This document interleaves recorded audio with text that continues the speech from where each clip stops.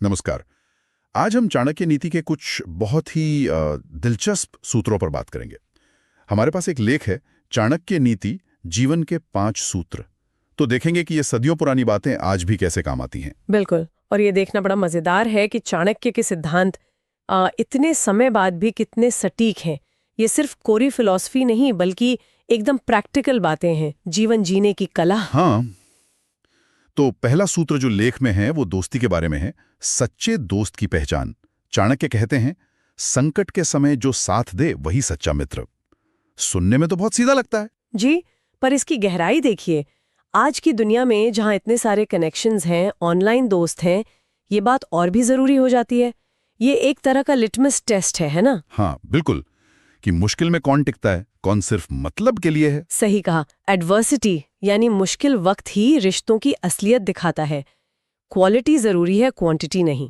अच्छा, और रिश्तों से हटकर चाणक्य एकदम जमीनी बातों पर भी आते हैं। जैसे अगला सूत्र, विद्या, धन और शक्ति।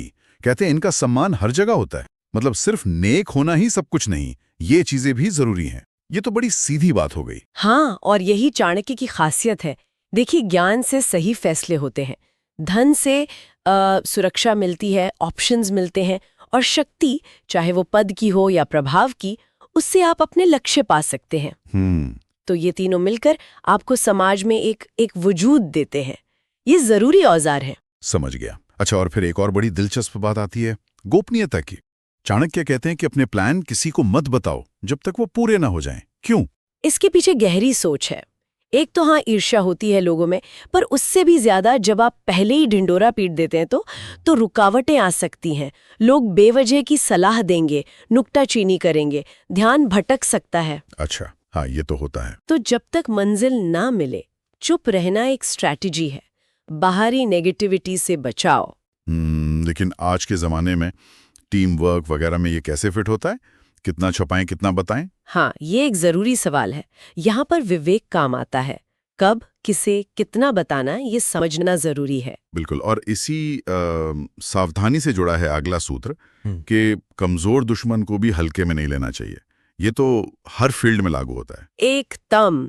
इतिहास भरा पड़ा है ऐसे किस्सों से।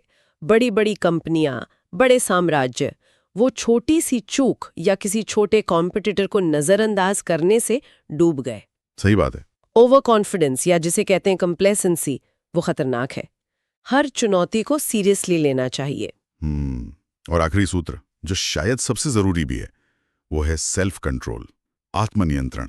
चाणक्य कहते हैं, जो अपनी इंद्रियों को वश में कर ले वही असली विजेता है। ये तो दुनिया जीतने से भी ज्यादा मुश्किल लगता है। और शायद इसीलिए ये सबसे ज्यादा महत्वपूर्ण भी है। देखिए, बाहरी जीत तो अस्थायी हो सकती है, लेकिन अपने मन पर, अपनी इच्छाओं पर, गुस्से पर, लालच पर, इन पर काबू पाना, यही असली शक्ति है। वाकई। जो ये कर लेता है वो किसी भी हालत में शांत रह सकता है, स्थिर रह सकता है। दुनिया उसे हिला नहीं पाती। आज के दौर में तो ये और भी जरूरी है। इतने सारे डिस्ट्रैक्शंस हैं। बिल्कुल। जहाँ हर चीज आपका ध्यान खींचना चाहती है, वहां मन को साध लेना, ये पहले से कई ज्यादा बड़ी उपलब्धि है।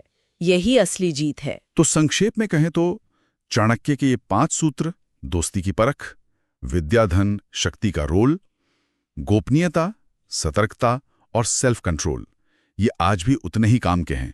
ये सिर्फ पुरानी बातें नहीं बल्कि लाइफ मैनेजमेंट के टूल किट जैसे हैं। हाँ, ये कालातीत है। Timeless principles.